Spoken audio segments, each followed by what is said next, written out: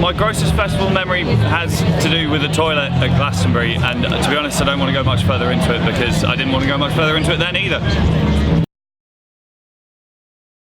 2000trees is the best festival on the planet because it's a gathering of a certain tribe. I don't really believe in the word scene, or at least I'm very skeptical of it, but over the last 10 years or so there's definitely a thing going on that's to do with sort of Extra Mile and various bands, and I feel like this is when that group of people come together, and it's a wonderful thing to be part of. The first band I went in the pit for, I mean, the very first gig I ever went to was a band called Snug, who've been largely forgotten by history, although Ed Harcourt played guitar in that band. And I was so excited to just be at a gig that I think I just pogoed through the entire thing. So. The best album I've heard this year is the Pedro the Lion record, Phoenix, which is, I mean, I'm obsessed with Pedro the Lion anyway, and his new record is the best one he's ever done, and it's incredible. And the best single, or at least best individual track I heard, there's a band called Truck Stop Honeymoon, who I got into at Glastonbury, so like a couple of weeks ago. They're unfucking believable, and they've got a song called Mama Cried When Frank Sinatra Died, which is the best song I've heard in like a decade.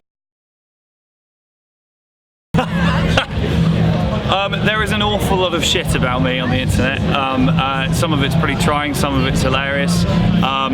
Years and years and years ago, there was a brief moment in time where a number of people decided that I was Alex Turner's uncle, which first of all isn't true, and secondly I was like, how fucking old do you think I am?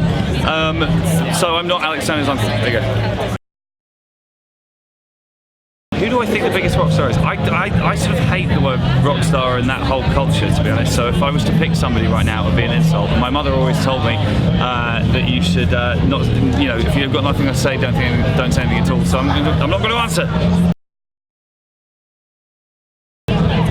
I think that if I could bring one person back, this is kind of a cheesy answer, but I think that Kurt Cobain was heading in a really interesting direction as a songwriter before he died, and I'd be intrigued to know where he went, so that might be interesting. Listening, I suppose, listening to the people who know about this shit and who are telling us things we can do. I feel that we live at an interesting point in history that there's a lot of very smart people thinking about the better things that we can do, whether you're talking about plastics at festivals, or about straws, or about emissions, carbon footprint, whatever it might be. And the main thing I try and do is not be an expert, because I'm not, and then just try and listen and do what I'm told. Most impractical thing to bring to 2000trees, I mean, I don't know, like a hot tub? There's probably a bunch of impractical stuff you could bring. A hot tub would be pretty annoying though.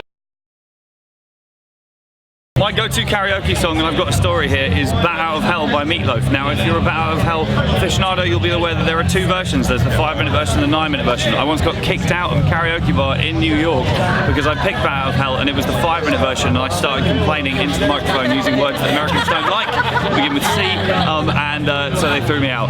But like a bat out of hell, I'll be gone when the morning comes. There we go.